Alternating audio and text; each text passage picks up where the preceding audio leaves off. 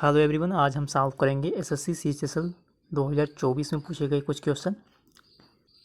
पहली सवाल है, किसी संख्या को 2, 3, 5, 7 से क्रमिक रूप से विभाजित करने पर 1, 4, 0, 5 शेषफल प्राप्त होता है। यदि उसी संख्या को 7, 5, 3, 2 से विभाजित किया जाए तो शेषफल का योग क्या होगा।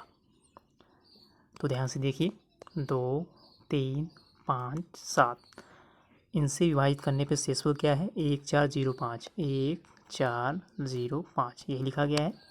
2, 3, 5, 7 से विभाजित करने पर शेष क्रमशः 1, 4, 0, 5 है। तो संख्या सबसे पहले आप लोगों को निकालना पड़ेगा। तो यहाँ पे ले लीजिए 0, 7 का गुणा 0 में करेंगे और 5 जोड़ देंगे, क्या आएगा आपका 5 ही आएगा।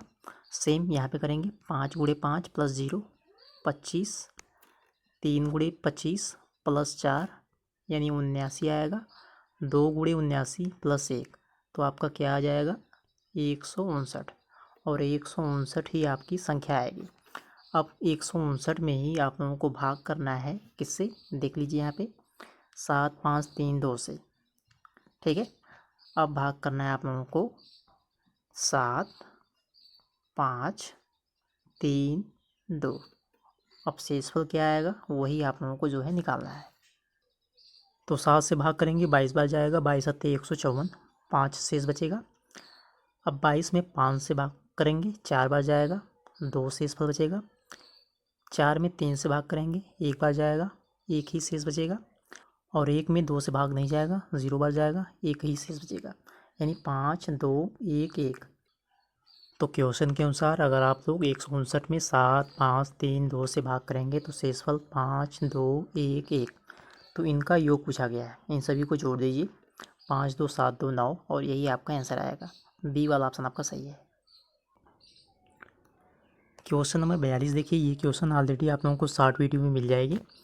428 पृष्ठों वाली एक पुस्तक को क्रमांकित करने के लिए आवश्यक अंकों की संख्या। तो 428 पृष्ठ हैं। अब इन्हें क्रम से लिखने के लिए कितने अंक चाहिए। अब जो अंक हैं वो सिंगल डिजिट के भी होंगे, ठीक है, 1 डिजिट वाले अंक होंगे, 2 डिजिट वाले अंक होंगे और 3 डिजिट वाले अंक होंगे, ठीक है। तो 1 डिजिट वाले अंकों की बात करें तो 1 से 9 यानी टोटल 9 अंक। 2 डिजिट वाले अंकों की बात करें तो 10 से 99, ठीक है, यानी टोटल 90 अंक, ठीक है। 10 से लेकर 99 तक टोटल 90 अंक होंगे। उसके बाद 428 पृष्ठ हैं, यानी 100 से 428 तो टोटल 329 यही बनेंगे। 100 से 428 यानी टोटल 329 अंक। तो 1 डिजिट वाले जो है 9 अंक हैं तो 9, 2 डिजिट वाले 90 अंक हैं यानी 2 गुणे 90, ठीक है, तो 180, 3 गुणे 329 यानी लास्ट में आपका 7 आएगा।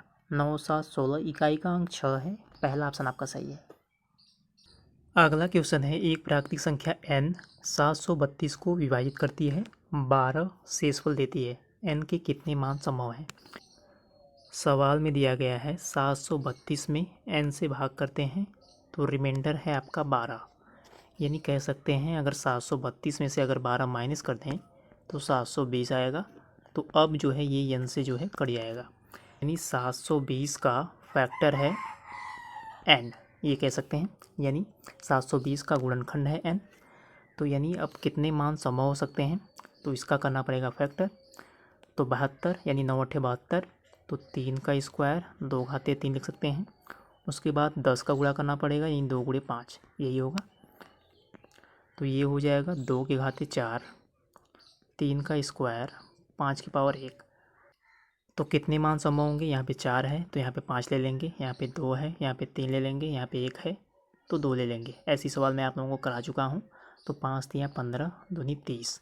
तो अब यहाँ पे ध्यान दीजिएगा, जो 30 फैक्टर आए हैं वो 720 के हैं, जिनमें 1 भी शामिल होगा, 2 भी शामिल होगा, 3 भी शामिल होगा, 4 भी, 5 भी, यानी 1 2 3 4 5 इनसे जो है ये 720 कट जाएगा। 6 से भी कटेगा, ठीक है, 8 से भी कटेगा, 7 से नहीं कटेगा, 9 से कटेगा, 10 से कटेगा, 12 से कटेगा, और भी कई सारी संख्याओं से कटेगा, लेकिन हमें बस इन्हीं संख्याओं को ध्यान देना है।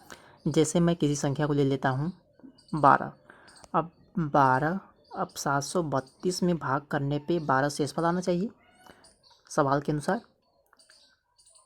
तो 12 छक्का 72 और 12 एकम 12, तो यहाँ पे तो कट जा रहा है, यानी n का मान तो 12 हो नहीं सकता सवाल के अनुसार।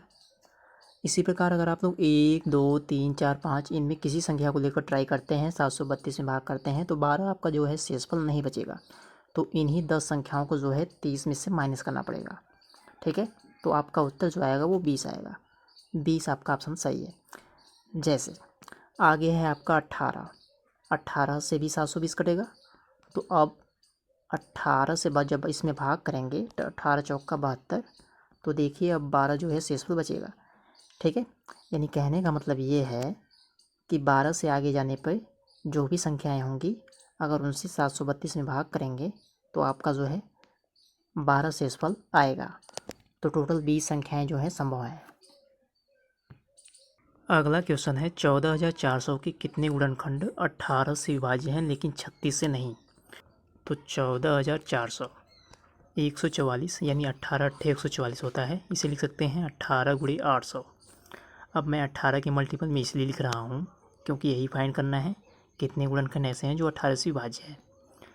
तो 18 गुणे 800, इसे लिख सकते हैं 18 गुणे 8 गुणे 100। ठीक है, तो 8 2 घाते 3 हो जाएगा, यहाँ पे 25 चौका 100। ठीक है, यानी 2 का स्क्वायर 5 का स्क्वायर। ठीक है, और यहाँ पे 18 वैसे ही रहने दीजिए। ठीक है, ध्यान दीजिए, ये हो जाएगा 18 2 के पावर 5 5 का स्क्वायर। अब सवाल में कहा गया है 36 से विभाज्य नहीं होना चाहिए, तो 18 के साथ अगर 2 का कॉम्बिनेशन करेंगे तो 36 आ जाएगा, तो 36 से विभाज्य हो जाएगी। ठीक है, तो इसको जो है नेगलेक्ट करेंगे, यानी 5 का स्क्वायर। ठीक है, यानी 2 + 1 3, 3 ऐसे गुणनखंड हैं जो कि 36 से विभाज्य नहीं है बल्कि 18 से विभाज्य हैं। ठीक है, फिर से देख लीजिए, 18 गुणे 2 के पावर 5 गुणे 5 का स्क्वायर है। तो जब 18 और 2 को ले लेंगे साथ में तो 36 कट जाएगा, यानी इसे नहीं लेना पड़ेगा। तो यानी यही उत्तर होगा 5 का स्क्वायर। अब घात 2 है यानी 1 जोड़ देंगे तो 3 ही ऐसे गुणनखंड हैं जो 18 से कटेंगे। अगली सवाल है C-B का वह निम्नतम धनात्मक मान ज्ञात कीजिए जिससे 7 अंकों की संख्या 12 से विभाज्य हो। तो 12 से कटने का मतलब क्या है, 4 से कट जाए और 3 से कट जाए। 4 से कब कटेगा, जब 2 डिजिट लास्ट का कट जाए। तो 9C है। अब C के स्थान पे क्या ले लेंगे कि 4 से कट जाएगा, तो आप लोग जानते हैं 12 अट्ठे 96, तो C के स्थान पे अगर 6 ले लेंगे तो 96 हो जाएगा और जो है ये 12 से कट जाएगा। ठीक है, यानी एक बात तो फिक्स है, C का मान जो है वो 6 है, ये तो क्लियर है। अब 3 से भी कटना चाहिए, 3 से कटने का मतलब ये है कि अंकों का योग जो है 3 से कटना चाहिए। ठीक है, तो अगर आप लोग अंकों को ऐड करेंगे तो 7 1 8 3 11 8 19 19 9 28 6 34, 34 में अगर 2 जोड़ेंगे तब भी कट जाएगा 3 से, और 34 में 5 जोड़ेंगे तब भी 3 से कट जाएगा, यानी 5 2। ठीक है, तो यहाँ पे देखिए B का मान जो है वो 5 2 आएगा। ठीक है, लेकिन निम्नतम मान पूछा गया है, C-B का निम्नतम मान पूछा गया है। अगर 6 में से 2 घटाएंगे तो 4 आएगा, 6 में से 5 घटाएंगे तो 1 आएगा। तो निम्नतम कौन सा है, 1 वाला है। ठीक है, तो C वाला ऑप्शन आपका सही है क्योंकि निम्नतम मान पूछा गया है।